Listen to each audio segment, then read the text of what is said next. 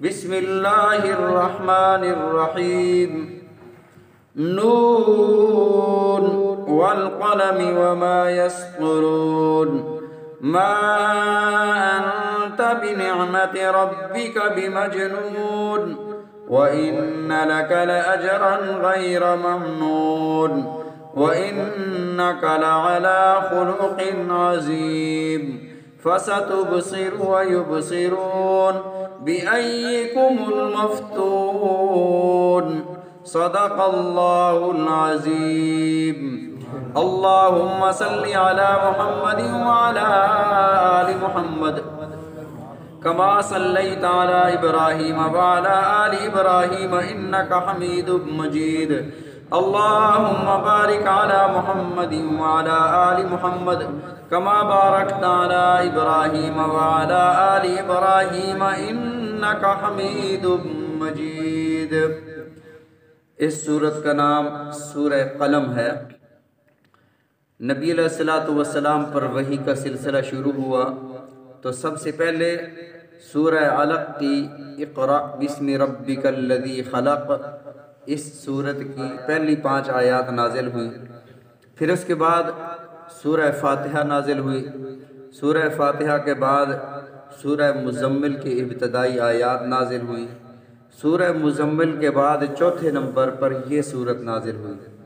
اس سورہ مبارکہ میں اللہ رب العزت نے نبی علیہ الصلوۃ والسلام کی شان کو ارشاد فرمایا، جو کافروں نے طعن کیے اس کا اللہ نے قسمیں کھا کر جواب ارشاد فرمایا۔ حضرت موسیٰ علیہ السلام کو فرعون نے کہا کہ یا موسیٰ انی لأظنک یا موسیٰ مسحورا، اے موسیٰ میں یہ گمان کرتا ہوں کہ تو جادوگر ہے، تجھ پر جادو ہوا ہے۔ تو اللہ رب العزت نے جواب نہیں دیا۔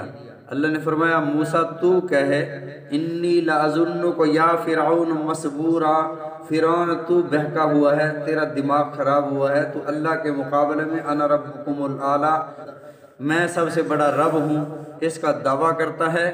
تو اللہ رب العزت نے حضرت موسیٰ علیہ السلام سے جواب دلوایا، لیکن جب باری آئی امام الانبیاء حضرت محمد الرسول اللہ صلی اللہ علیہ وسلم کی تو اللہ نے یوں نہیں فرمایا اے محمد صلی اللہ علیہ وسلم آپ فرما دیں، پہلے اللہ نے قسمیں کھائیں، بعد میں اللہ نے فرمایا ما انت بنعمت ربک بمجنون۔ تو اللہ نے اس سورہ مبارکہ کو نون سے شروع فرمایا، نون والقلم وما یسطرون۔ بعض مفسرین فرماتے ہیں کہ نون مچھلی کو بھی کہتے ہیں، وَظَنُّونِ إِذْ ذَهَبَ، مچھلی والے پیغمبر حضرت یونس علیہ السلام کو کہا جاتا ہے وَظَنُّونِ إِذْ ذَهَبَ مُغَاضِبًا، جب مچھلی والے پیغمبر اپنی قوم سے ناراض ہو کر چلے گئے۔ نون، یہاں نون سے کیا مراد ہے؟ تو بعض مفسرین فرماتے ہیں کہ نون سے مراد ہے یہاں پر حروف مقطعات ہیں، جیسے الف لام میم کاف ہا یا عین صاد الف لام میم را، ایسے ہی یہ بھی ایک حروف مقطعات میں سے ایک حرف ہے۔ اللہ اعلم بمرادہ، اللہ اس کی مراد بہتر جانتے ہیں کہ اس کے معنی اور مطالب کیا ہیں۔ نبی علیہ الصلوۃ والسلام کو اس کی خبر دی گئی، ضرورت نہ ہونے پر امت کو اس پر مطلع نہیں کیا گیا۔ اس سورہ مبارکہ کے آخری آیات میں حضرت یونس علیہ السلام مچھلی والے پیغمبر کا بھی ذکر ہے، اس مناسبت سے نون فرمایا ہو یا حروف مقطعات، جس صورتوں کو اللہ نے اہمیت عظیمت فضیلت عطا فرمائی ان صورتوں کے شروع میں حروف مقطعات رکھ دیے۔ اللہ نے قسم کھائی والقلم وما یسطرون، قسم ہے قلم کی اور جو کچھ لکھتے ہیں، جو قلم لکھتے ہیں۔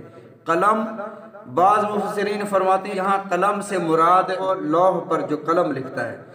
اللہ رب العزت نے اس کائنات کو بنانے سے پہلے شجر و حجر، بر و بحر، جن و انس، زمین و آسمان، کائنات، ہر چیز کو بنانے سے پہلے اللہ رب العزت نے قلم کو پیدا فرمایا۔ پھر اللہ نے فرمایا اکتب ما کان وما یکون، جو کچھ ہو چکا، جو کچھ ہونے والا ہے وہ سب کچھ لکھ۔ تو قلم تقدیر نے وہ سب کچھ لکھا۔ قلم جو ہے اللہ رب العزت نے اسے فضیلت عطا فرمائی ہے۔ اللہ نے فرمایا علم بالقلم، اسی قلم کے ذریعے اللہ نے انسان کو علم سکھایا، یہی قلم ہے، یہ قلم لکھتا ہے، بعد میں حکم نامے صادر ہوتے ہیں، بعد میں سزا جزا اور سزا کے فیصلے ہوتے ہیں کہ شاہی فرمان سب سے پہلے اس کو لکھا جاتا ہے۔ تو فرمایا والقلم، قسم ہے قلم کی، وما یسترون، اور جو کچھ لکھتے ہیں۔ کائنات میں جب سے قلم اللہ رب العزت نے پیدا فرمایا، جب سے قلم لکھ رہے ہیں، جتنی کتابیں لکھی گئیں اور جتنی لکھی جائیں گی، جو کچھ لکھا گیا، جتنے قلم ہوئے، ان سب لکھے ہوئوں کی اللہ نے قسم کھائی۔ یہ ساری قسمیں، اللہ یہ اتنی ساری قسمیں کیوں کھا رہا ہے؟ اللہ نے جواب قسم ارشاد فرمایا، اے میرے محبوب صلی اللہ علیہ وسلم، آپ کو یہ لوگ مجنون کہتے ہیں، ما انت بنعمت ربک بمجنون، آپ پر تو اللہ کی اتنی نعمتیں ہیں، آپ کیسے مجنون ہو سکتے ہیں؟ نبی علیہ الصلوۃ والسلام نے جب نمازیں شروع فرمائیں تو یہ لوگ کہنے لگے جنون جس پر ہوا ہوتا ہے اس جیسے اعمال اور افعال ہیں۔ تو اللہ کے نبی صلی اللہ علیہ وسلم کی اللہ رب العزت نے صفائی ارشاد فرمائی، جو پیغمبر مشکل سے مشکل فیصلوں کو چند لمحوں میں کر دیتا ہو وہ مجنون کیسے ہو سکتا ہے؟ میں نے پہلے بھی عرض کیا تھا، نبی علیہ الصلوۃ والسلام کی عمر مبارک 35 سال تھی، اور جھگڑا ہوا کہ حجر اسود کو بیت اللہ کی دیوار میں نصب کون کرے۔ بیت اللہ بنا رہے تھے، اور جب حجر اسود جہاں رکھا ہے یہاں تک دیواریں پہنچی تو قبائل میں یہ جھگڑا ہو گیا کہ یہاں پر ہر قبیلے کا سردار یہ چاہتا تھا کہ حجر اسود کو یہاں میں نصب کروں۔ قریب تھا کہ تلواریں نکل پڑتی۔ اللہ کے نبی صلی اللہ علیہ وسلم وہاں پر تشریف فرما تھے، تو ان لوگوں نے کہا کہ سب سے پہلے کل جو حرم میں آئے گا وہی ہمارا فیصلہ کرے گا۔ صبح صادق کے وقت دیکھا کہ اللہ کے نبی صلی اللہ علیہ وسلم حرم میں داخل ہو رہے ہیں۔ نبی علیہ الصلوۃ والسلام نے کیا ہی بہترین فیصلہ ارشاد فرمایا کپڑا رکھ دو۔ کپڑا بچھایا گیا، اس چادر کے اوپر حجر اسود کو رکھا گیا، ہر سردار کو کہا گیا کہ چادر کے کونے کو پکڑ کر حجر اسود کو اس کے مقام تک لے جائیں۔ تو جب یہ فیصلہ فرمایا تو سارے کہنے لگے رضینا رضینا، ہم آپ کے فیصلے پر راضی ہیں، صادق الامین، آپ صادق اور امین ہیں، آپ نے بہت ہی اچھا فیصلہ فرمایا۔ تو جو اتنے پیچیدہ فیصلے لمحوں میں کر دیتا ہو وہ مجنون کیسے ہو سکتا ہے؟ اللہ نے فرمایا جو قلموں نے لکھا، آج تک کتابیں لکھی گئی، جو میرے قلم تقدیر نے لکھا، اس کی قسم، ما انت بنعمت ربک بمجنون، آپ پر اللہ کی اتنی نعمتیں ہیں کہ آپ مجنون کیسے ہو سکتے ہیں؟ وَإِنَّكَ لَأَجْرًا غَيْرَ مَمْنُونَ، اللہ نے تو آپ کو ایسا اجر عطا فرمایا ہے غیر ممنون، جو نہ ختم ہونے والا ہے، نہ ختم ہونے والا، لامحدود اجر عطا فرمایا ہے۔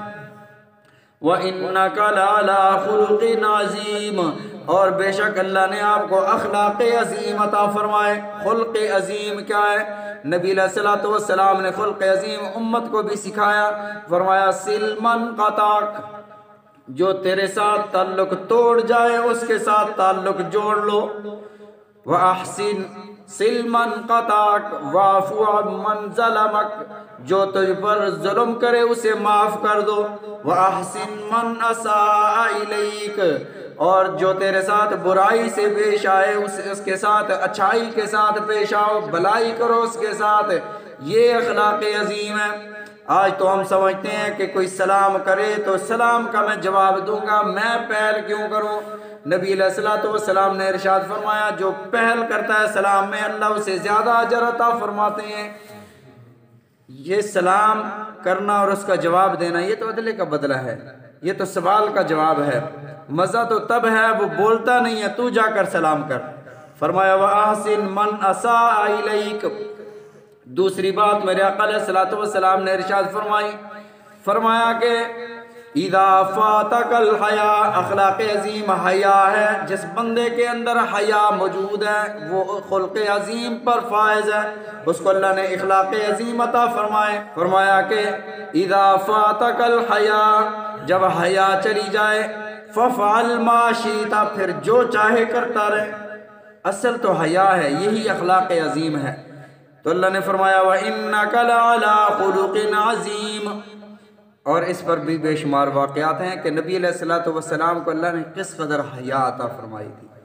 فرمایا وَإِنَّكَ عَلَىٰ خُلُقٍ عَظِيمٍ، اور بے شک آپ خلق عظیم پر فائز ہیں، اخلاق عظیم آپ کو عطا کیے گئے۔ اما عائشہ صدیقہ رضی اللہ تعالیٰ عنہ سے کسی نے پوچھا اماں میرے آقا کے اخلاق بتاؤ، رسول اللہ صلی اللہ علیہ وسلم کے اخلاق عظیمہ بیان کرو۔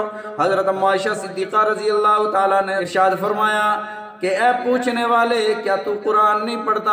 الف لام میم سے شروع ہو والناس کی سین تک اللہ نے حضرت رسول اللہ صلی اللہ علیہ وسلم کے اخلاق عظیم کو ہی ارشاد فرمایا ہے۔ فَسَتُبْصِرُ، اے محمد صلی اللہ علیہ وسلم آپ بھی دیکھ لیں گے، وَيُبْصِرُونَ، اور اعتراض کرنے والے بھی دیکھ لیں گے، بِأَيِّكُمُ الْمَفْتُونَ، کون کس پر جنون ہے، کون مجنون ہے۔ ان ربک هو اعلم بمن ضل عن سبیلی، بے شک تیرا رب وہ ہے، هو اعلم، وہ بہتر جانتا ہے، بمن ضل عن سبیلی، کہ کون اس کے راستے سے بھٹک گیا ہے، وهو اعلم بالمہتدین، اور کون راہ ہدایت پر ہے۔ آگے ولید بن مغیرہ نے کچھ بکواسات نبی علیہ الصلوۃ والسلام پر کی تو اللہ نے بڑا سختی سے اس کا جواب ارشاد فرمایا۔ انشاءاللہ العزیز اس کو کل ذکر کریں گے۔